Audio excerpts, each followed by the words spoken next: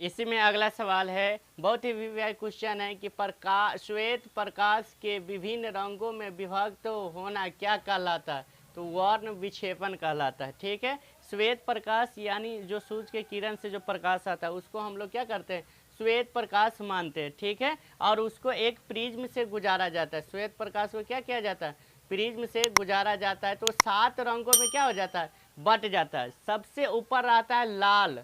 कौन सा रंग रहता है, लाल, जिसका तरंग दैर्घ्य सबसे अधिक होता है। एग्जाम में वीवीआई क्वेश्चन होता है कि किस रंग का तरंग दैर्घ्य सबसे अधिक होता है। तरंग दैर्घ्य मतलब होता है सबसे ज्यादा गहरा दिखाई देता है या सबसे ज्यादा चमकीला होता है। ठीक है, तो कौन सा होता है, लाल होता है। और कहेगा कि एग्जाम में पूछेगा कि बैगनी, सबसे कम तरंग दैर्घ्य किस रंग का होता है, तो बैगनी का। बैगनी सबसे कम क्या होता है, दिखाई देता है। उसके बाद इसी में से 2 क्वेश्चन पूछता है कि सबसे अधिक वर्ण विक्षेपण में किस रंग का विचलन होता है। सबसे अधिक अगर विचलन कहेगा तो बैगनी। विचलन के मतलब होता है झुकाव, यानी सबसे नीचा कौन है, तो बैगनी है, इसीलिए इसका विचलन क्या हो जाएगा, बैगनी का सबसे अधिक होगा। और सबसे कम विचलन किस रंग का होता है, तो है ना, लाल रंग का सबसे कम विचलन होता है। तो इसमें ध्यान देने वाला बात है कि अगर कहेगा तरंग दैर्घ्य अधिक किसका है, तो लाल का। विचलन कम किसका है, तो लाल का। उसके बाद तरंग दैर्घ्य कम किसका होता है, तो बैगनी का।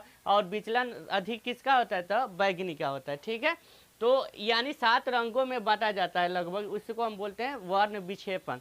ठीक, उसके बाद एक छोटा सा कहीं भी एग्जाम में पूछ सकता है कि 1 एंगस्ट्रम कितना मीटर होता है, तो 10 के पावर माइनस 10 होता है। ठीक है, उसके बाद 1 नैनोमीटर कितना मीटर होता है, तो 10 के पावर माइनस 9 मीटर होता है। ठीक है, उसके बाद अगला आता है किसके कारण आकाश में इंद्रधनुष बनाते हैं। ठीक है, इंद्रधनुष किसको बोलते हैं, कि जो हम लोग आकाश में पनसोखा जिसको बोलते हैं देहाती में, 7 रंग के एक पट्टी रहता है, बरसात के टाइम में खास करके वो बनता है। कैसे बनता है, तो क्या होता है कि बरसात के टाइम में वायुमंडल में धूल कण और वर्षा के बूंद गिरा रहता है। ठीक है, वर्षा के बूंद क्या होता है, गिरा रहता है। जब इस पर श्वेत प्रकाश पड़ता है, ठीक, सूरज के जो प्रकाश पड़ता है, तो ये है ना, बूंद प्रिज्म की तरह काम करता है, श्वेत प्रकाश को 7 रंगों में क्या कर देता है, बांट देता है। तो बारिश के बूंद ही प्रिज्म की तरह काम करता है, उसको श्वेत है ना 7 रंगों में बट जाता है, तो एक पट्टी प्राप्त होता है जिसको बोलते हैं हम इंद्रधनुष बोलते हैं। ठीक है, ओकरा बाद इसके बाद है ना,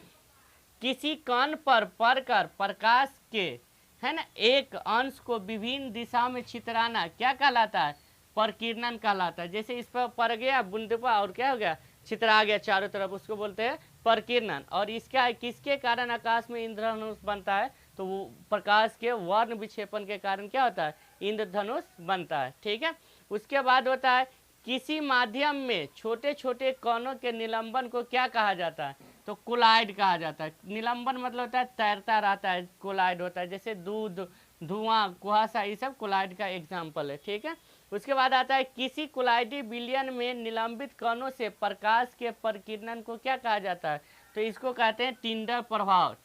ठीक है, टिंडर प्रभाव। जैसे हम लोग घर है, घर में खपरा का घर रहता था, गांव देहात में देखा होगा, वहाँ पर क्या होता है कि जब दिन के टाइम में अगर कहीं खपरा फूटा हुआ है तो उसमें है रोशनी नीचे आता है। ठीक है, और उसमें है ना बहुत सारे धूल कण सब तैरता रहता है, अगर इसके हाथ मारोगे ना तो उसमें धूल कण क्या होता है, तैरता रहता है, तो उसको बोलते हैं टिंडर प्रभाव बोलते हैं। ठीक है, अगला सवाल है कि आकाश का रंग किसके कारण नीला दिखाई देता है। ठीक है, दिन के समय में अगर बादल ना हो तो आकाश क्या होता है, नीला दिखाई देता है, तो उसका कारण है प्रकाश के प्रकीर्णन के कारण क्या होता है, आकाश का रंग नीला दिखाई देता है।